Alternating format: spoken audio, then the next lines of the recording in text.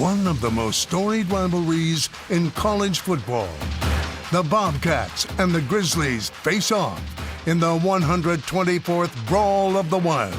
Friends, now rivals. The Griz are going to shock the world again. Families divided. It's just magical. It's the best ever. This time of the year, the treasure in the Treasure State is the Great Divide Trophy.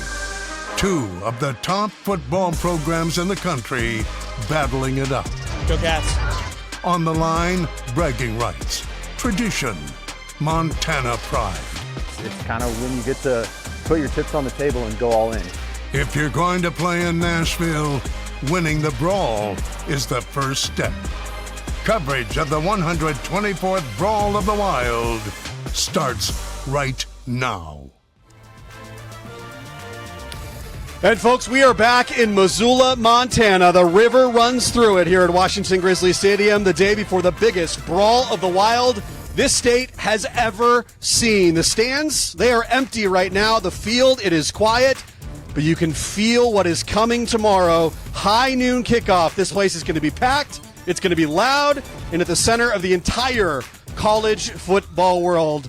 Maybe not college game day, but hey, we're still having a lot of fun here. Welcome to Washington Grizzly Stadium, everyone. Ben Wyman alongside Sean Rainey, Dominic Delfidio, our entire nonstop local team. So excited to get you ready for the 124th playing of the Brawl of the Wild between Montana State and Montana. I'm joined right now by the two gentlemen that have been following these teams all season long. We are less than 24 hours away, fellas. Sean Rainey, we'll start with you. How you doing tonight? Oh, we're doing great. We're out here. The stands are empty, but you can feel it in the air once we're out here. We're on campus. We're ready to roll. It finally feels like, yes, a game is going to be played. I know we've been talking about it all week long, but, yeah, super excited.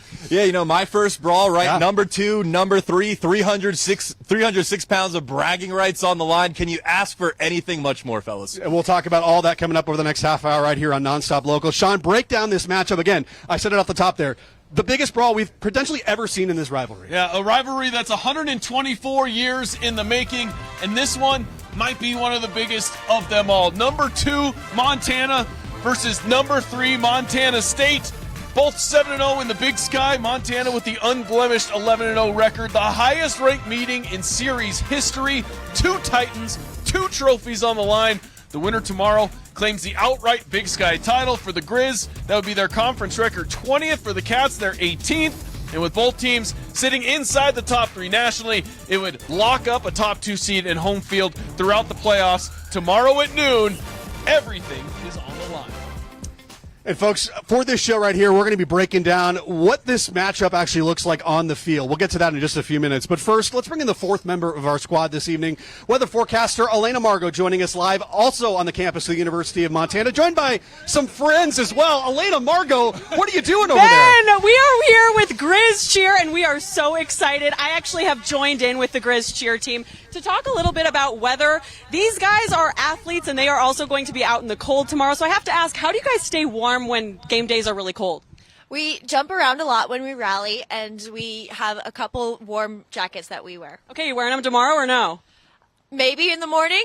Okay, well, I'm going to tell you how cold things are going to be, cold/mild. Okay, but we also have to ask, Bobcats are on campus. How does it feel when we see the Cats cheer team? It's awesome to see them. You know, it's some great friendly competition. We usually give them a good gift basket, tell them good luck, and part our ways. That's good sportsmanship, isn't it? Okay, and I'll have to tell you guys, Angelina over there, she's from Hawaii. This is Montana, and tomorrow's weather is going to prove it. Let's take a look at that game day forecast. Temperatures peaking to the low 50s, and we do have temperatures hanging out in the 40s for your tailgate and for your post game across the region. Now, I will tell you, our current satellite radar, it's mighty quiet between the Gallatin and Missoula Valleys. Good road weather if you're headed over to Missoula from the Gallatin Valley, or you're headed to Missoula from Great Falls or Helena. Current wind speeds, well, we do have some pretty gusty winds in the central corridor of the state, localizing in north central Montana. Wind gusts to prove it. We'll show you those wind gusts right now. Now, our temperature change in the last 24 hours. Well, some areas a little bit cooler than others. current conditions. Current conditions on our way down to chilly lows in the 20s and 30s across the region, dipping down before they rebound back into the 40s tomorrow for the Brawl of the Wild. And I am here with the Griz cheer team. We are having a blast here on the University of Montana campus. So before we send things back to those guys over there, can I get a go, Griz? Go Griz! Back to you guys. Elena Margot and the Griz cheerleaders appreciate it. We'll check in with Elena coming up a little bit later on in the show. Okay, so take rivalry games like Ohio State, Michigan, right? Auburn, Alabama, maybe USC, UCLA. Those teams, those rivalries, are filled with players all across the country, right? The special thing about this rivalry, Sean and Dom, is that the roster's filled with boys that are born and raised here in the Treasure State. Yeah, and that's always one of the cooler things that I like to do this week is highlight all of those Montana kids that are on both of the rosters and also see all the different towns that they're from across the entire state of Montana. So here's a look at it with all of the breakdown of both teams. And Don, why don't you start with Montana State? Yeah, for sure. We'll leave this map unlabeled so you guys can try and name all the cities in town that are represented. But let's start with the Cats. Out of the 44 players come from 16 different Montana towns. And you'd have to imagine Bozeman leads the way with 12, followed by Billings with 7, Missoula with 5. And then Brockton, Saco, Clancy, Montana City all being represented as well. Yeah, as for Montana, 32 total players coming from the Treasure State. As you can imagine, the most from Missoula with 10, 5 from Kalispell. That kind of makes up about half of the roster, but they come from 14 different towns, so kind of spread out for the Griz. You can throw in some of the smaller places like Libby, Culbertson, Browning, Phillipsburg, to name a few. Although I will say, though, Ben, 20 less Montanans playing in the game this year than last year, which for both teams. Yeah, combined. both teams combined, which is a little bit interesting when it comes to that. So, either way, this rivalry is so rich in storied tradition. 124 times this rivalry, well, I guess including tomorrow, will be played. And I know the folks back at home, you love watching the old footage. Let's roll that footage right now because this matchup is so important. It's the 11th oldest rivalry west of the Mississippi, the 4th oldest at the FCS level. This series began way back in 1897, and for nearly a century, the game was played on the Saturday closest to Halloween. But in 1993, that actually changed. The Brawl was moved to the final game of the regular season, and it has been there ever since the Saturday before Thanksgiving, a decision that made the rivalry even bigger, even louder, and now, as we, of course, are going to experience tomorrow, even more meaningful because so often, especially in the last decade or so, titles, seeds, home field, bragging rights, all on the line this year. And Sean, of course, the Griz fans love to remind folks that when you talk about this entire rivalry, at least numbers-wise, it definitely skews one side. yeah, and this is where, you kind of go round and round. The Griz fans say 74 wins to 43 and 5 ties. And then, Cats fans say a lot of those were when they were Division II. But, hey, the numbers are the numbers, so that's the ones that we're going to go with. But how about some other numbers as far as a little did you know about this series? And one is 41 and 13. Now, those numbers over the last 5 years, 41 points per game. That is what the winner of this game has been averaging. Meanwhile, the losing team, only 13 points per game. Just really shows how lopsided this rivalry has been in the last 5 games for the home team. Meanwhile, the Cats in the history of Washington Grizzly Stadium have won just 5 times, which is a very low number. It is a little shocking, but you take into account 1986. They only play half the games. Yeah. So, and then semifinal teams. This is in all of FCS playoffs, which shows why the winner of this game is so important because they know that they're going to be at home throughout the playoffs. The home team in the FCS semifinals, 27-5 since 2007. You go just back to 2017, 16-0. A semifinal team playing, and that doesn't mean the 1 or the 2 seed. It just means if they got upset earlier, whoever was at home in the semifinals ended up going to the national championship game. So the winner of this game gets to at least have that right, and that's why it makes it so important. Of course, they're also not just playing for bragging rights tomorrow. They're playing for one of, if not the largest trophy in college football, Dominic. Yeah, large is a good way to sum it up, right? 306 pounds. That's probably more than that's like 3 of you. Yeah, that is probably like 3 of me. But let's dive into the Great Divide Trophy, right? 306 pounds. And you mentioned it last year, Sean. Not the most aesthetically pleasing trophy in the world, but it still means a lot for these teams. It's modeled after Homestake Pass along with the Continental Divide.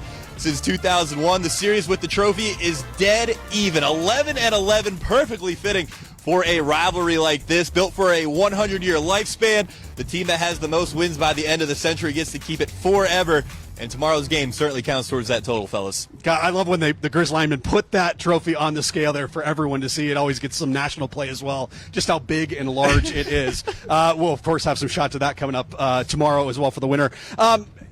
I think the last, let's just say, 5 to 10 years or so, this rivalry has just kind of feel like it's been taken up a notch, of course. And so we're going to bring in Vince Bagby joining us live in the studio this evening to kind of go over some of the best moments that we have seen in a rivalry that's been full of them over the last decade. Vince? Hey everyone, when it comes to the history of the Brawl of the Wild rivalry football season, there's no shortage of storylines, memorable moments. We're going to take a look at 3 of the top moments from just the past decade of action in this rivalry. We start at number 3, and we're going to go chronologically here. November 19, 2016, in Missoula, Bobcats entered on a 3-game losing streak against their rivals, trying to win inside Washington Grizzly Stadium for just the 4th time ever.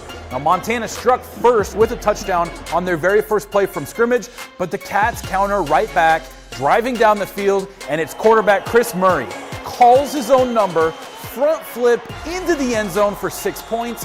That ties the game and sets the tone for the rest of the day as Murray ran for 142 yards with 2 touchdowns.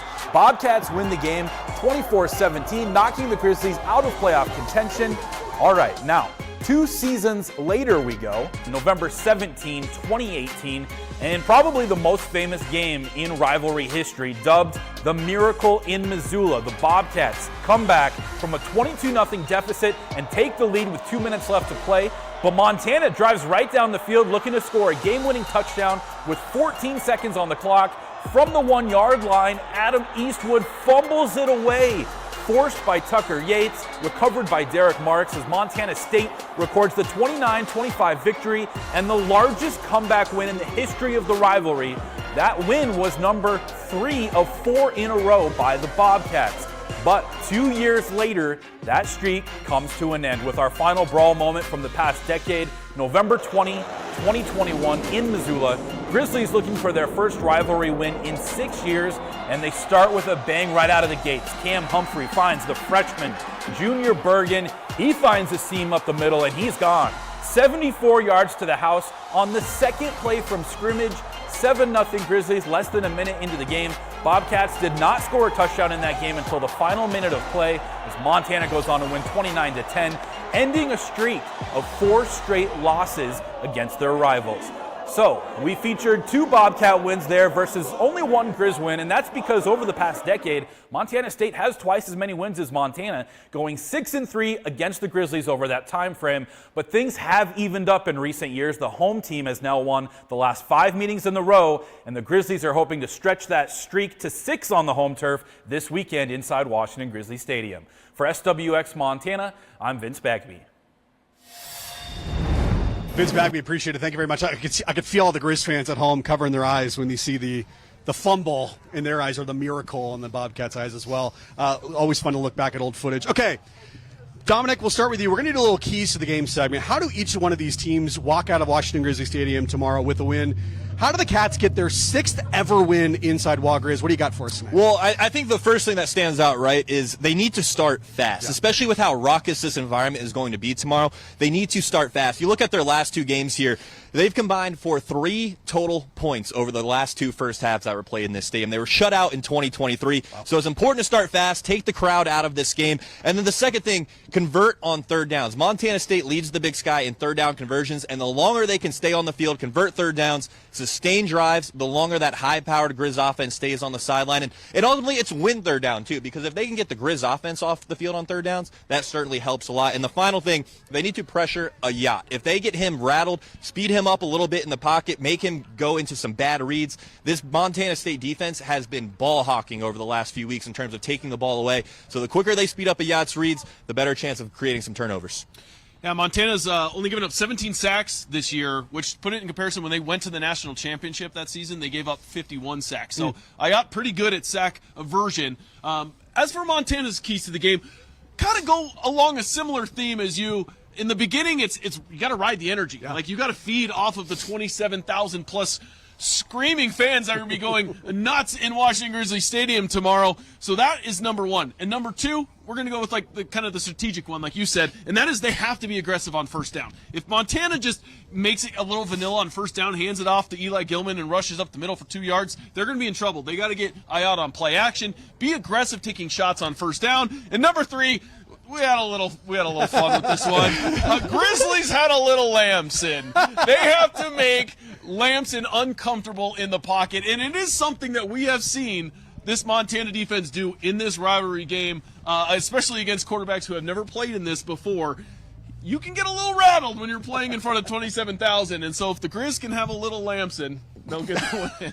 The best with the puns right here, Sean. Sean had a little Lamson, right? Folks, we're having a great time here outside of Washington Grizzly Stadium. A lot more coming up over the next 2 hours right here on Nonstop Local. Coming up at the end of this show, we're going to have our game predictions. What do we think is actually going to happen tomorrow at high noon kickoff? And then coming up later on in the show, we're going to actually have live high school football coverage. We have some state titles to hand out tonight, both in Kalispell and in Frenchtown, Montana. Sean Rainey joining us for live coverage of that. Keep it right here, folks. You're watching 124th Brawl of the Wild coverage right here on Nonstop Local.